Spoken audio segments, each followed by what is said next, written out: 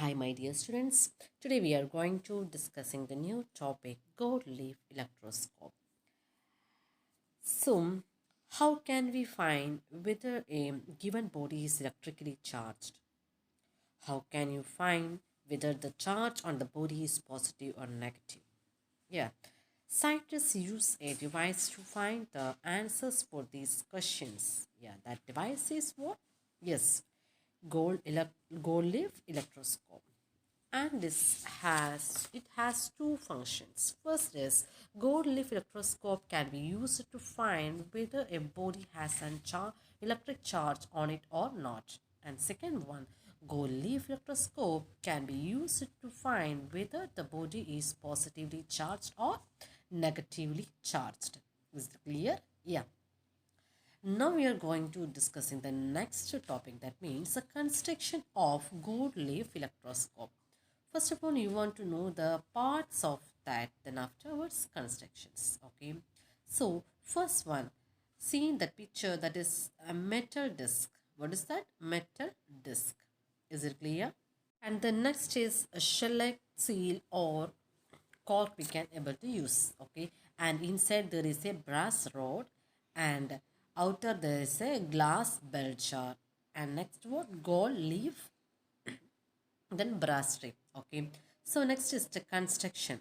It consisting of a glass bell jar which fits in the circular grooves of a wooden base. From the mouth of bell jar passes a brass rod.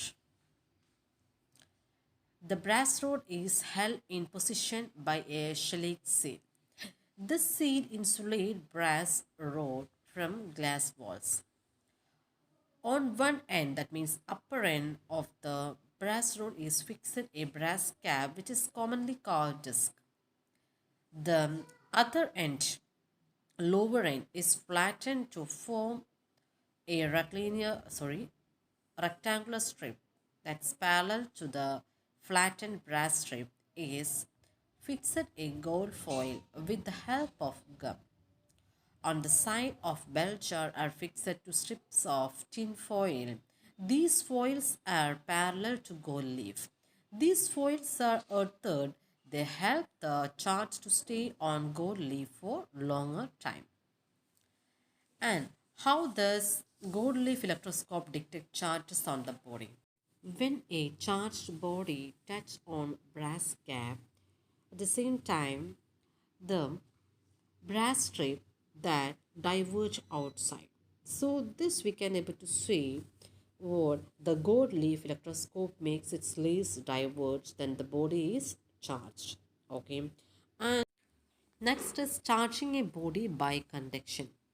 Is rubbing a body with suitable substance the only way of charging it? Can a body be charged by bringing it in contact with another charged body? Okay. So here I am going to take one gold leaf electroscope and one ebonite rod and what, one silk. Okay.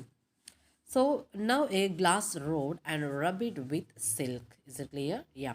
Touch the rubbed end of the glass rod with the disc of gold leaf electroscope, like that shown. Now you can able to see that the glass rod having what, the charges. Okay, yeah, now it's going to touch what, the brass cap, otherwise metal cap. Is it clear? Yeah. Now you can able to see that the leaf of gold leaf electroscope diverges outward. Yes. So this is seen what, yeah, the body having charges, the body having charge. So this charging a body, this is called what, charging a body by conduction. Okay, clear? The phenomenon due to which the conductor gets charged when brought in contact with a charged body. It is called what? Conduction. Is it clear? Yes. So the conduction is only possible in case of conductor and not in case of insulator. Okay? Yes. Once again, when the glass rod touches the brass disc of gold leaf electroscope, then free electrons from its flow to the glass rod. This causes a deficiency of electrons on the brass disc. To make up for the deficiency, the electron from leaves flow towards disc.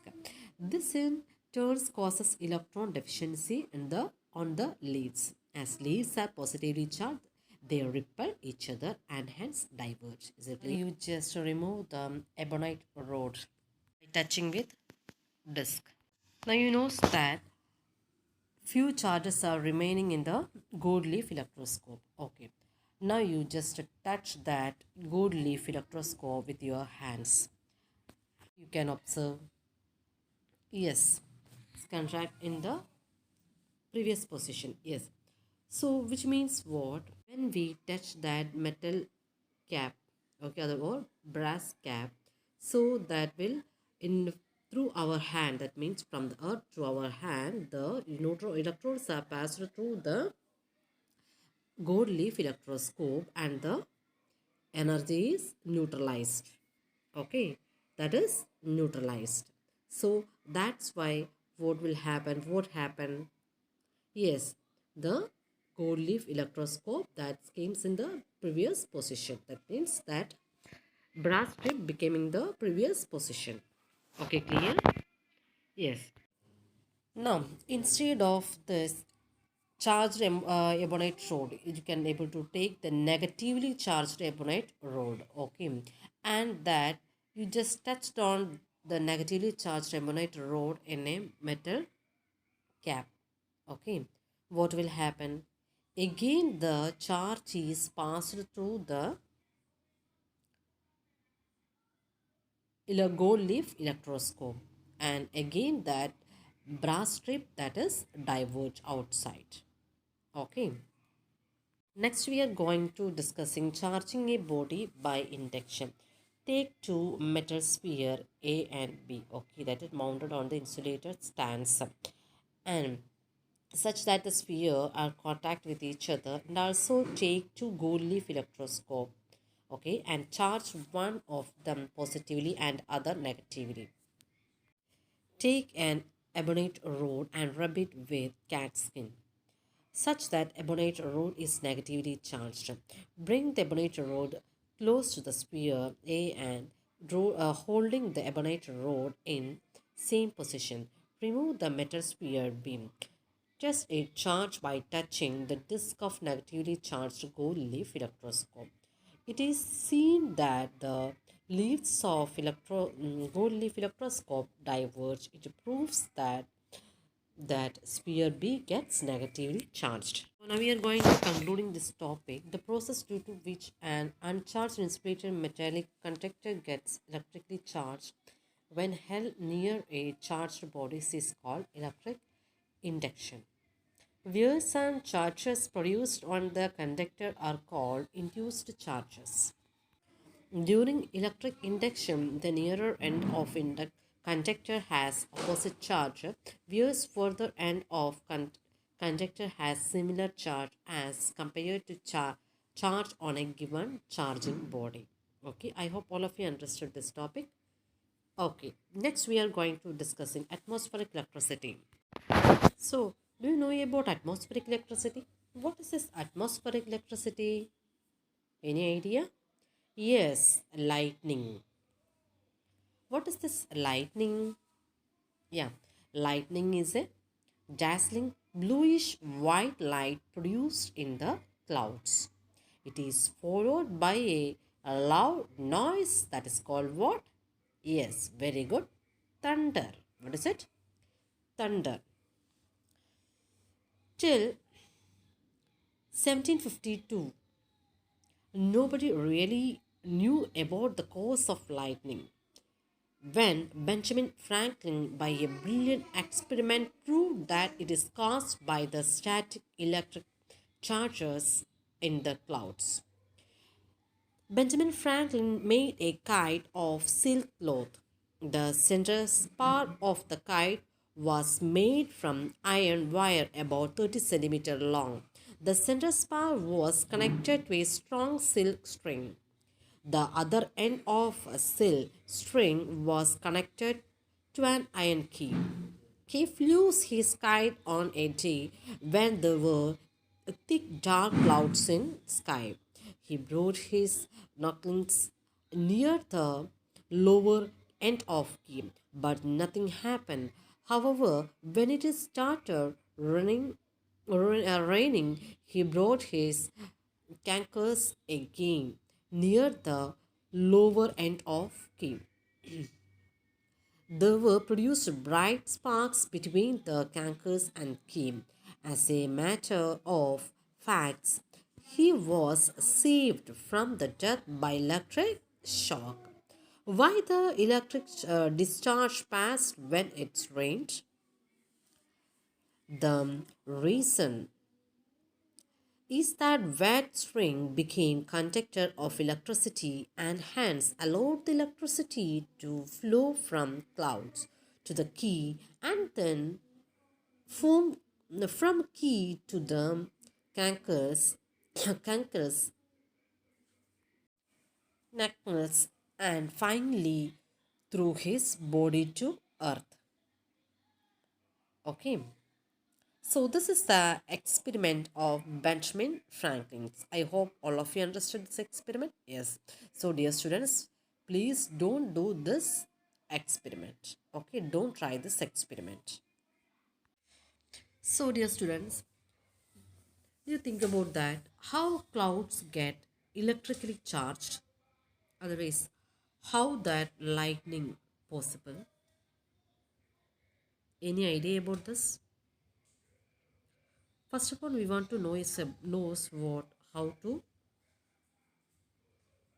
produce cloud, otherwise cloud formation. Upward flow of air in the atmosphere may be caused by convection current resulting from intense solar heating of the ground.